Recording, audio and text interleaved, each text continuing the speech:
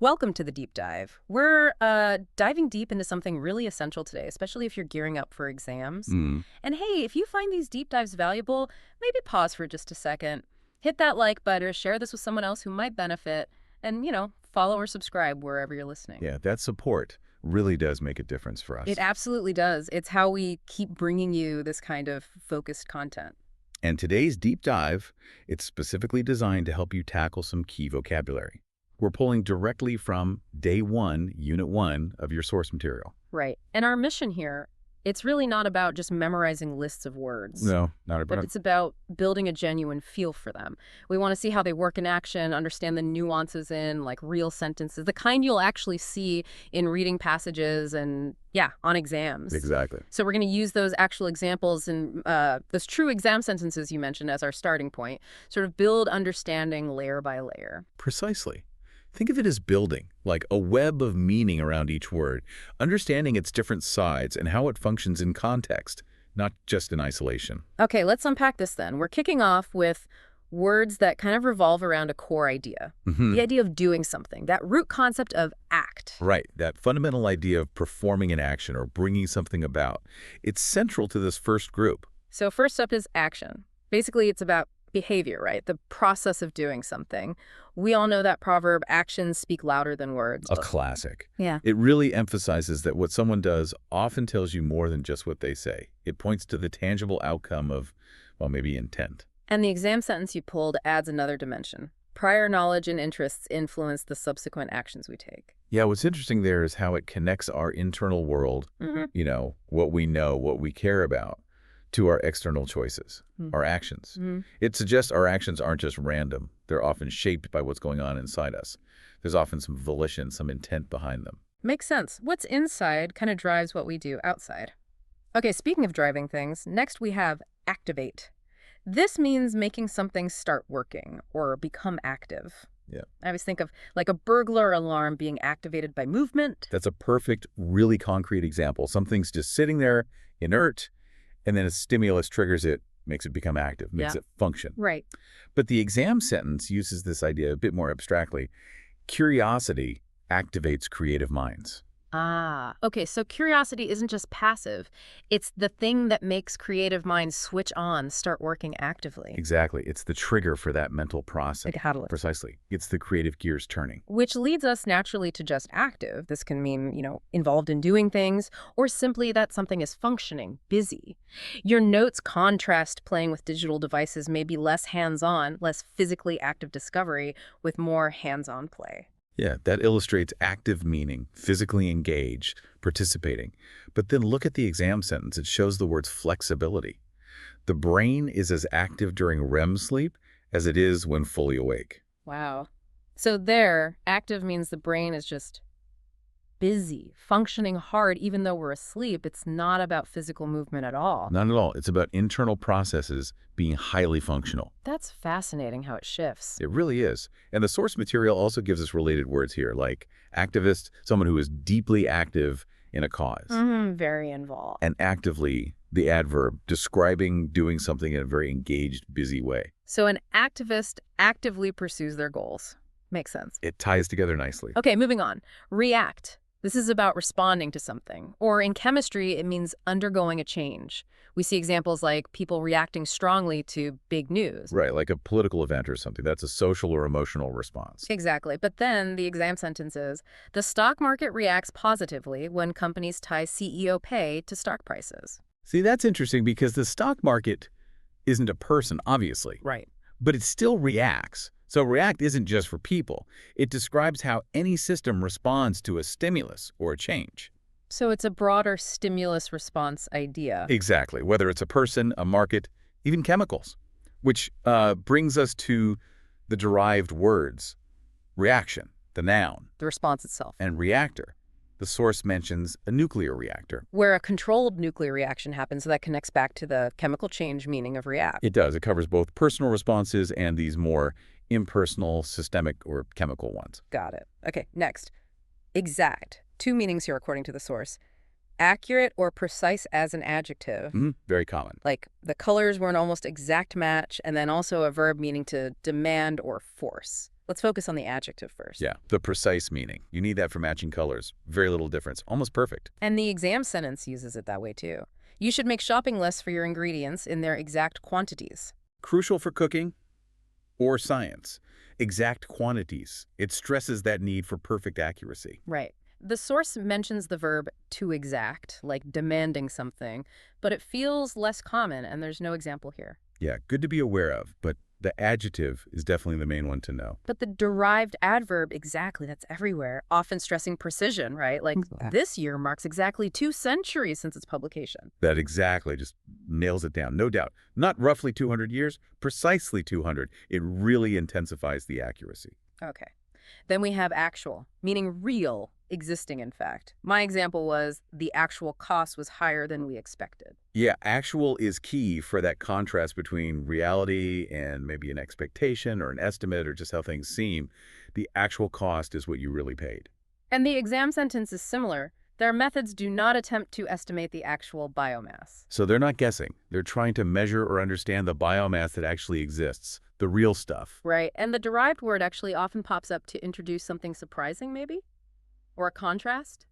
Exactly. Like in that exam sentence, a new study suggests that people are actually more stressed at home than at work. You might assume work is more stressful, but actually signals the surprising truth is the opposite here. Right. It forces you to reconsider. It highlights the reality versus the assumption. Okay, last one in this ACT group, interact. This means communicate or be involved with others, or things affecting each other, like he interacts very well with other children. That's a clear social connection example. Back and forth. And the noun is interaction. The exam sentence broadens it out. The human systems and the landscapes we live on are linked, and the interactions go both ways. What's really insightful there is seeing interaction used for, well, non-human things influencing each other. Yeah. The interactions aren't just one way, it's mutual influence. Landscapes affect humans. Humans affect landscapes. It shows the words range from a simple chat to complex ecological stuff. That's a great point. Not just talking, but mutual influence. Okay, so we've explored action and its relatives. Now, sticking with doing things, let's shift slightly. Let's look at words about how we act, or manage ourselves, or manage processes. Behavior-related words. Yeah, a natural step from the action itself to the manner or control of the action. First up, behave. Often about acting in a certain way, especially a polite or, socially acceptable way. She doesn't know how to behave in public. Right, that focuses on the social standard. Yeah. And the noun, of course, is behavior, or behavior with U.S. spelling. And the exam sentence connects our individual behavior to outside forces.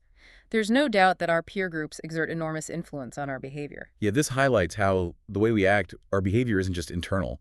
It's constantly being shaped by social contexts, like our friends or colleagues. So behavior is influenced from the outside too. Heavily influenced, often. Okay.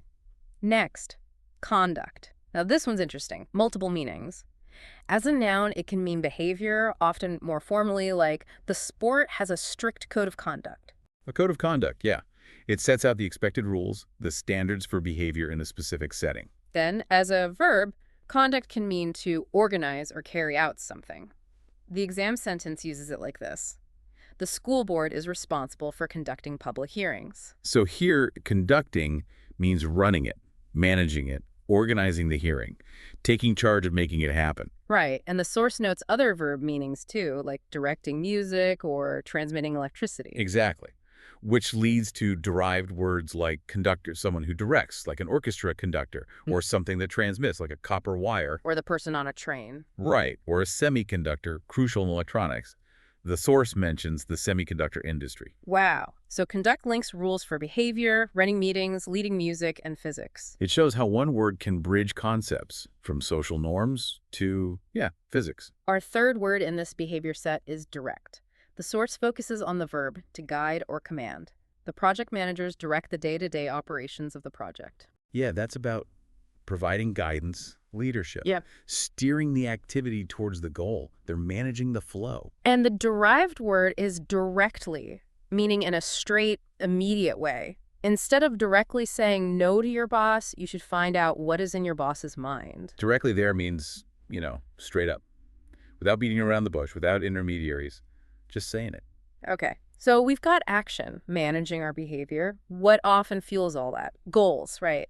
Ambition. The source brings in ambition here. Yes, ambition, that strong internal drive, that powerful desire to achieve something significant. Like the example. His burning ambition was to study medicine. That word burning really adds intensity. It does. It's not just a casual wish. It's a goal that really motivates you, drive your actions over time. And the exam sentence shows the real-world impact. He left the bank in 2005 with ambitions to be a CEO. See, ambition can trigger huge life changes, big career moves. It's the engine for striving and achieving, and the adjective is ambitious, describing someone with that strong drive. Okay, shifting gears again. From driving forces to describing states, especially age, freshness, and how things change or get renewed, words related to old, new. Right, moving from how things happen to how they are or how they're transformed over time. Starting with the very old, ancient, belongs to the very distant past. The pyramids were built in ancient times, or the town is notable for its ancient harbor. Both examples firmly place ancient way back in history, things that have been around for a very, very long time, centuries or millennia. Then the opposite of fresh, stale. This has literal and figurative uses, literally food or air that's not fresh anymore. They starved, but only could eat a piece of stale bread every day. Paints a pretty clear, grim picture of food losing its freshness. But figuratively, it can describe ideas or thinking that are old hat, not original, maybe boring. You need to do some self-assessment to determine where you have become stale in your thinking. Yeah, that's a great parallel. Just like bread gets stale, ideas can too if they aren't refreshed or challenged. It's a good metaphor for, like, intellectual stagnation. And to fight that staleness, or just feeling tired, we have refresh. Making someone feel less tired or hot, or making something seem new again. She awoke refreshed. Simple example. Feeling renewed, physically or mentally. And the exam sentence uses it for air, where they could experience a refreshing air. Refreshing air literally makes you feel better, gives you new energy. Like a good sleep makes you feel refreshed. It's about that renewed vitality. Okay, quick one. Flesh. The soft stuff in a body, human or animal, or the soft part of fruit veg.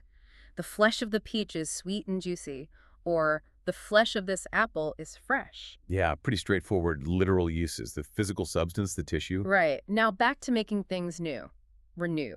Making something new again, or starting something, and maybe with fresh energy. We have to renew our efforts to attract young players. See, that applies renew to something abstract effort, meaning start the effort again, give it new life, refocus. And the exam sentence uses it for stuff, for possessions. These labels encourage consumers to renew their wardrobe every few weeks. Here, renew means replace old things with new ones, making the wardrobe new again by buying stuff. It's about that cycle of replacement. This next one, restore, feels similar to renew, but maybe more about bringing something back to a former good condition or giving back something lost. The operation restored his sight. That's a powerful example, bringing back a lost ability. But look at the exam sentence, using it abstractly. Trust is easily destroyed and hugely expensive to restore. Ah, that's a key difference. You can physically restore a building, but restoring trust means bringing an abstract thing, a relationship, back to a healthy state after it's been damaged. Repairing something non-physical. Exactly. And the noun is restoration. Like Right. the palace is closed for restoration, bringing it back to how it was, its former glory maybe. Related to keeping things, we have storage, the act of storing, or the place where things are stored. There's a lot of storage space in the loft. That's the physical space. But the exam sentence applies it to energy. But a boost in the storage capacity of batteries is making their ability to keep power flowing. So storage capacity is the ability of the battery to hold onto power for later. Exactly. Containing resources until they're needed. Holding them. Okay, let's compare two interesting words. Renovate and innovate. First, renovate.